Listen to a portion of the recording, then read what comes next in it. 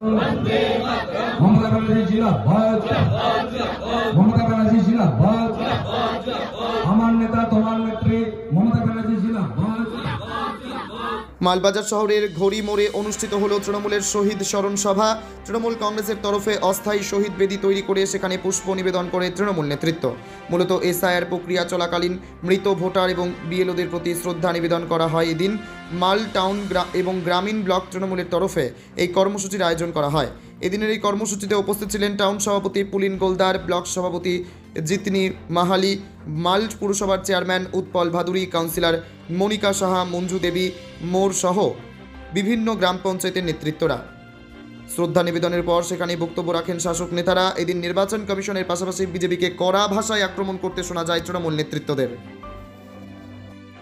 আজকে ভারতের জাতীয় ভোটার দিবস, সেই উপলক্ষে আমরা এখানে একটা আমাদের মাল টাউন এবং মাল গ্রামীণ তৃণমূল কংগ্রেসের উদ্যোগে রাজ্যের নির্দেশে আজকে আমরা এখানে একটা ছোট মিছিল করে একটা পথসভা করলাম এবং অস্থায়ী একটা বেদিন আমরা নির্মাণ করে প্রস্তুত করি।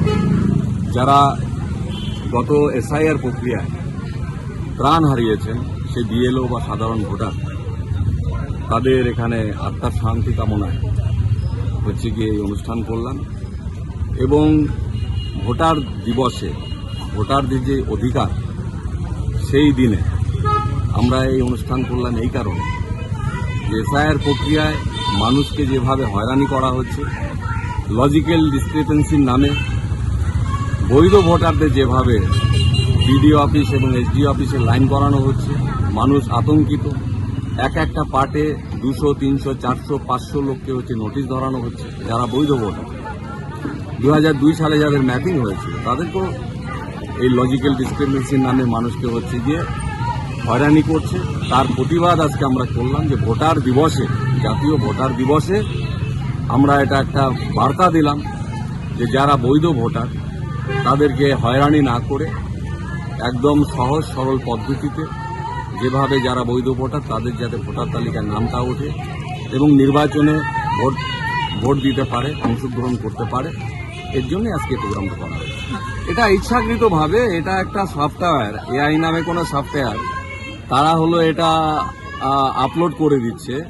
এবার তাকে যে প্রোগ্রামিংগুলো দেওয়া হয়েছে তারা সেইভাবে প্রোগ্রামিং করে বের করে দিচ্ছে, যেটা একজন সাধারণ অফিসের স্টাফ তারা দেখে দেখে খুঁটিয়ে খুঁটিয়ে যদি কারো কোনো রকমের কোনো ভুলভ্রান্তি থাকে তাহলে সেটা ঠিক করে নিতে পারত। কিন্তু এই অল্প সময়ের মধ্যে সামনেই ভোট নির্বাচন করতে হবে, তার জন্য এআই এর সহযোগিতা নেওয়া এবং বৈধ ভোটারদের হয়রানি করা, এটা টোটালি আমি মনে করি ইচ্ছাকৃতভাবে নির্বাচন কমিশন বিজেপির অঙ্গুলে হেলনে এটা করেছে।